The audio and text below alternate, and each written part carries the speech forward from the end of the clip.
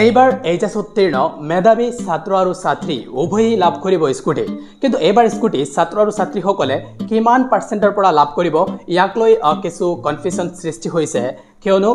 বহুতে কৈছে যে এইবাৰ ছাত্ৰ আৰু ছাত্ৰী উভয়েই 75% পৰা স্কুটি লাভ কৰিব তো আন কোনোবাই কৈছে যে পূৰ্বৰ দৰেই ছাত্ৰীসকলে 60% আৰু ছাত্ৰসকলে 75% পৰা স্কুটি পাব আৰু ইয়াৰ উপৰিও আৰু কোনোবাই কৈছে যে এইবাৰ ছাত্ৰ আৰু ছাত্ৰী উভয়ৰ বাবে 70% লাগিব তো আসলতে কিমান পাৰ্চেণ্টত এইবাৰ অসম চৰকাৰে ছাত্ৰ আৰু ছাত্ৰীক স্কুটি প্ৰদান কৰিব বা ইয়াক লৈ কোনো ধৰণৰ অফিচিয়েল আপডেট আহিছেনে সবিস্তাৰে আপোনালোকক জনাব বিচাৰো কিন্তু ইয়াৰ আগতে যদি আপোনালোকে এই চেনেলটো সাবস্ক্ৰাইব কৰা নাই এতিয়াই সাবস্ক্ৰাইব কৰক যাতে এনে ধৰণৰ জৰুৰী খবৰ সদায় লাভ কৰিব পাৰে প্ৰথমতে আপোনালোকক জনাব বিচাৰো যে এইবাৰ স্কুটি আসলতে কিমান পাৰ্চেণ্টত ছাত্ৰ ছাত্ৰীসকলে লাভ কৰিব ইয়াক লৈ যি বিভ্ৰান্তিৰ সৃষ্টি হৈছে এইটো মূলত যোৱা বছৰ যেতিয়া স্কুটি বিতৰণী অনুষ্ঠানত কেবিনেট মন্ত্ৰী জয়ন্ত মল্ল বৰুৱাই এটা ঘোষণাত কৈছিলে যে অহা বছৰৰ পৰা অৰ্থাৎ 2024 পৰা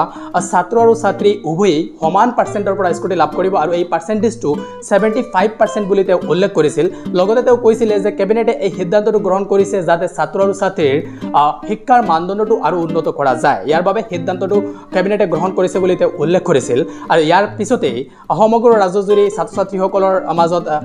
বিভ্ৰান্তিৰ সৃষ্টি হয় যে আসলতে এই 2024 চনতে কিমান পাৰ্চেণ্টৰ পৰা ছাত্ৰ আৰু ছাত্ৰীয়ে স্কুটি লাভ কৰিব তো মই আপোনালোকক জনাব বিচাৰো যদিও মন্ত্ৰী জয়ন্ত মল্ল বৰুৱাই ঘোষণা কৰি কৈছিলে যে এইবাৰৰ পৰা ছাত্ৰ ছাত্ৰীসকলে 75% পৰা স্কুটি লাভ কৰিব কিন্তু এইটো কোনো ধৰণৰ চূড়ান্ত খবৰ নহয় কিয়নো এই ঘোষণাৰ পাছতে আৰু কোনো ধৰণৰ মন্তব্য অহা নাই এইচএছৰ স্কুটি সন্দৰ্ভত মুখ্যমন্ত্ৰী বা শিক্ষামন্ত্ৰীও কোনো ধৰণৰ মন্তব্য কৰা নাই বা কোনো ধৰণৰ লিখিত জাননীও প্ৰকাশ পোৱা নাই যে 75% পৰা স্কুটি দিয়া হ'ব বুলি তো আপোনালোকে ইয়াক লৈ চিন্তা কৰিব নালাগে অতি শীঘ্ৰেই আপোনালোকে ইয়াৰ চূড়ান্ত খবৰটো লাভ কৰিব কিয়নো যোৱা বছৰ জুলাই মাহৰ 5 তাৰিখত এক কেবিনেট বৈঠক অনুষ্ঠিত হৈছিল আৰু এই কেবিনেট বৈঠকত যি সিদ্ধান্ত লোৱা হৈছিল এইটো লিখিত ৰূপতে প্ৰকাশ পাইছিল আপোনালোকে স্ক্ৰীনত প্ৰত্যক্ষ কৰিব পাৰিছে যে ইয়াতে জুলাই মাহৰ 5 তাৰিখত কেবিনেট বৈঠকত এইচএছৰ স্কুটি ছাত্ৰসকলে যে 75% পৰা লাভ কৰিব আৰু ছাত্ৰীসকলে 60% পৰা লাভ কৰিব এইটো লিখা আছিল তো এইবাৰো কেবিনেট বৈঠক খুব সম্ভৱতঃ জুন মাহৰ শেষ ভাগতে অনুষ্ঠিত হ'ব আৰু এই কেবিনেট বৈঠকতেই সঠিক সিদ্ধান্তটো গ্ৰহণ কৰা হ'ব আৰু আপোনালোকে এই খবৰটো কেবিনেট বৈঠকৰ পাছতে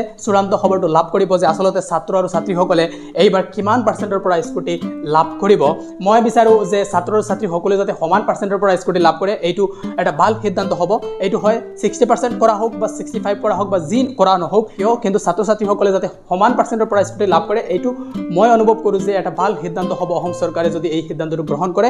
তো আপোনালোকৰ নিজৰ মতামতটো জনাব পাৰে কমেণ্ট যোগে আৰু এয়াই আছিল আপোনালোকৰ বাবে জৰুৰী খবৰ আপোনালোকে এই চেনেলটো সাবস্ক্ৰাইব কৰি ৰাখিলে সঠিক খবৰ বা চূড়ান্ত খবৰটো